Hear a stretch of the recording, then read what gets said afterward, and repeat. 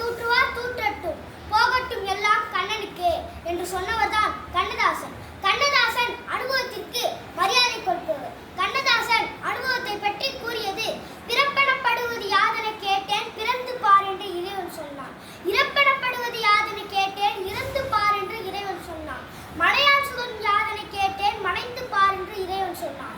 நட்பெனப்படுவது யாதென கேட்டேன், பழகி பார் என்று இறைவன் சொன்னான்.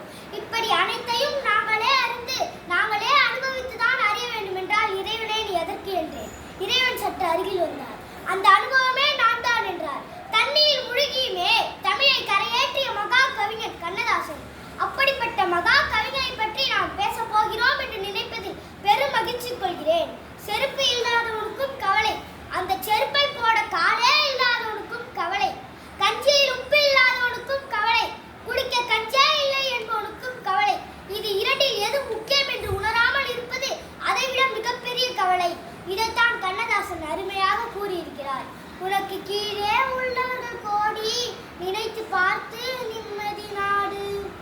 இதை நாம் வெறும் பாடல் வரிகளாக ஏற்றுக்கொள்ளாமல் நமது வாழ்க்கை தத்துவமாக ஏற்றுக்கொள்ள வேண்டும். காவிய தாயின் இளைய மகன், காதல் பெண்களின் பெருந்தலைவன், நான் நிரந்தரமானவன், எனக்கு அழிவில்லை, எந்த சூழ்நிலையிலும் எனக்கு மரணம் இல்லை என்று சொன்னவர் தான் கண்ணதாசன்.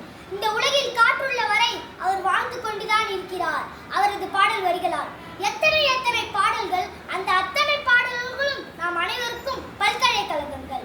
அவரது வார்த்தை வலைகளில் சிக்கிக்கொண்ட வெறும் மீன்கள் கூட விண்மீன்களாக மாறுகிறது. அவரது பாடல்களில் ஒன்றான வரிசை பாடல், நினைக்க தெரிந்த மனமே உனக்கு மறக்க தெரியாதா என்று இந்த மண்ணில் உணர்வு உள்ளவரை அந்த வரிகள் வாழ்ந்து கொண்டுதான் இருக்கிறது. எல்லா கவிஞர்களும் தனது கதைகளுக்கேற்ப பாடல் எழுதுவர். ஆனால் கண்ணதாசன் மட்டும் அவரது பாடல்களையே கதைகள் பிறக்கும். தைரியமா இரு, என்னைக்கா இருந்தாலும் சாக போறோம், செத்த உடனே அழப்போறாங்க. நம்ம நாட்டு மக்கள்கிட்ட ஒரு நல்ல புத்தி உண்டு. செத்த 10 நாளைக்கு ஞாபகம் வச்சுப்பாங்க, அப்புறம் மறந்துடுவாங்க. காந்தியே மறந்துட்டாங்க, உங்களை என்னையும் நம்ம ஞாபகம் வச்சுட்டு போறாங்க. அதனால வாழ்ற வாழ்க்கையை நிம்மதியாகவும் சந்தோஷமாகவும் மரியாதையோடும் வாழ வேண்டும் என்று கண்ணதாசனின் வரிகளுக்கேற்ப நாம் அனைவரும் வாழ வேண்டும். இறுதியாக எனக்கு பிடித்த பாடலை கூறி என் விடையை முடிக்கிறேன்.